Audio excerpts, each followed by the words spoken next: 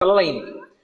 నాకు 5 తలలు, నాకంటే బ్రహ్మగారికి 5 తలలు. నాకు శంకరుడికి ఏం తేడా? మేమిద్దరం సమానం, నేనే సృష్టిలో అధికుణ్ణి అన్నాడు. అని వేదములను పిలిచి అడిగాడు, నేనా కాదా అన్నాడు.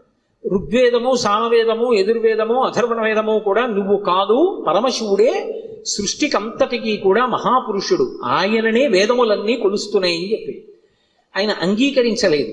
ఆయన అహంకారం తగ్గించడానికి శంకరుడు సభలోకి ప్రవేశిస్తే ఒక్కొక్కసారి అతిశయం, గర్వం అనేటటువంటిది కలగకూడదు, కానీ అది కలిగితే ఎంతటి వారిని కూడా ఎలా పడగొట్టేస్తుంది అన్నదానికి ఈ ఆఖ్యానాలన్నీ వస్తాయి. రామకృష్ణ పరమహంస ఒక అద్భుతమైన మాట చెప్పేవారు. ఒకప్పుడు ఒక మహారాజు గారు ఒక భద్రగజం మీద ఎక్కి వస్తున్నాడు. భద్రగజం అంటే ఎంత ఉంటుంది? గురువాయూరులో రాత్రి కృష్ణుడి ఆలయం చుట్టూ ప్రదక్షిణం చేస్తాయి ఏనుగులు, అందులో భద్రగజాలు వస్తాయి. భద్ర అనే జాతి